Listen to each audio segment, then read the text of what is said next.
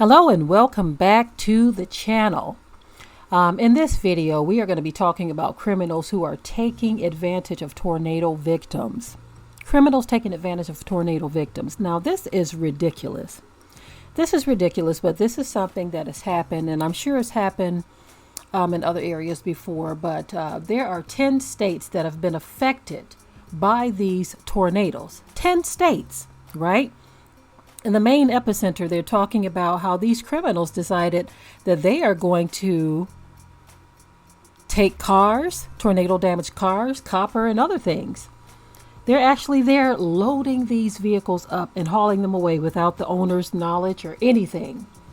Who knows what they're going to do with them? Maybe they're going to get them for parts.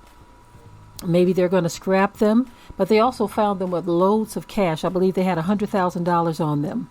So that means that they are there to make money. They're looking at the situation, they're looking at the people involved, and they are going to take advantage of the situation.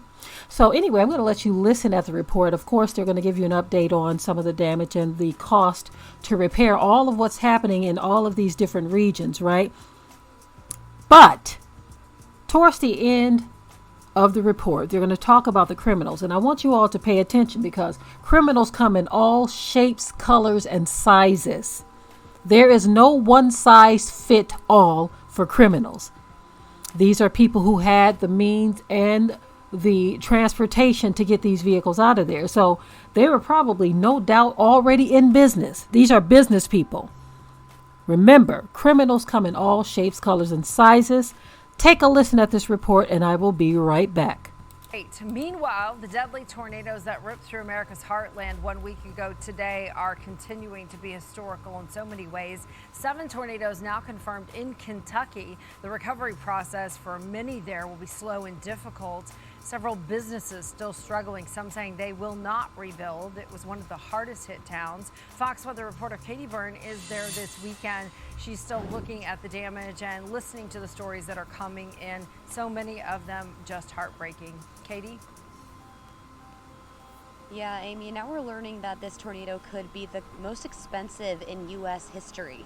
Some agencies are coming together, taking guesses on estimates of how much it could cost us based on some preliminary reports from FEMA. They're looking at things like property damage, insurance losses across the 6 main states that were really hit hard by those tornadoes. And of course, it's a bit early, but these are estimates and they are coming in. One agency predicts that it could cost about $5 million based on insured losses. Another agency thinks it could be $3 billion. So clearly agencies estimating in the billions. Obviously, the damage estimates are still ongoing, so we will likely not know really how much it'll cost in the next days, weeks, months. We'll have to wait and see. We did meet with business owners who told me they just put millions of dollars into their building in downtown historic Mayfield right before the tornadoes hit. Just devastating to hear that they just invested so much and then to see this happen. One woman I met was heading into what used to be a tax office that she worked at in historic Mayfield.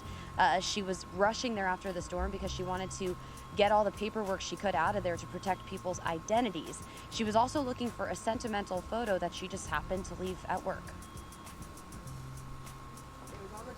I dug a lot of the stuff out of it out that was still in one piece. So we're hoping maybe it could be 300 miles away. Who knows? But maybe.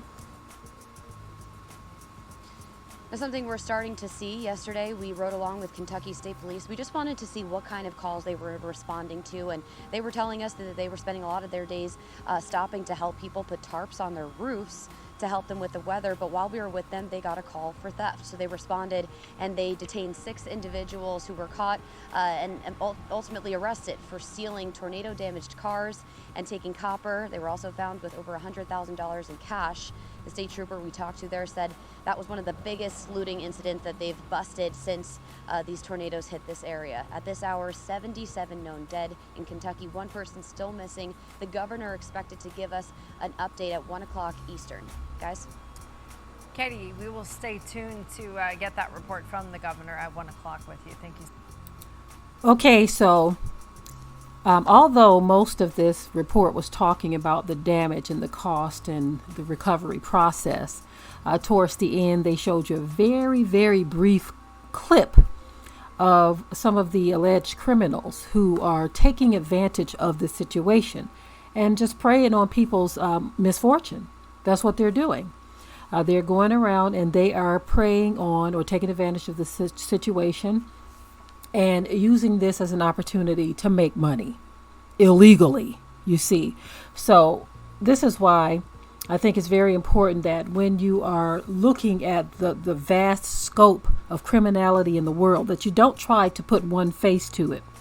Much of the time, the media tries to focus on this group or that group, when in reality, you can go to any place in the world, any country, any continent, city or state or region, and there are going to be criminals of all shapes, colors, and sizes. So don't let the media fool you with what they try to paint as criminals. There, of course, there are certain crimes that happen within one group that may not happen as much in another group, and vice versa. Some crimes they call white-collar crimes. Some they call blue-collar crimes. Some are crimes of opportunity. I mean, there are all different kinds of crimes, but as to who does them more often it depends on what group of people you're talking about. So criminals come in all shapes, colors, and sizes. Don't forget that. Don't forget that when you start believing a narrative that is being plastered on the news constantly about one group and forgetting that there is another group who are over here committing similar crimes, but maybe on a higher scale. You know, if that makes sense. If that makes sense. In other words, you have some people who are petty criminals who will do this, that, and the third for something small. But then you have those who are going for the bigger payoff, or the bigger payday, should I say. And so I just wanted to talk about how, you know, this is just so, you know, in my opinion, bold, because you have people who are devastated right now. Their lives are devastated. Their lives have been turned upside down, inside out. And to have someone going through taking advantage of things, seeing what they can steal from others, loading it up, whether it's a vehicle, whether it's someone's copper from their home, regardless to what it is, or someone's private belongings, you're just taking advantage of that. Wow. Criminals come in all shapes, colors, and sizes. I'm done with this video. In the comment section below, remember to leave your comments. Keep it tight and keep it right. But until next time. We hope you liked today's topic. Please leave your comments below. If you haven't already, subscribe to the channel, share it like this video, and with that, we're out. Be sure to ring the bell to be notified of new uploads on this channel, and also comment, share, like, and subscribe.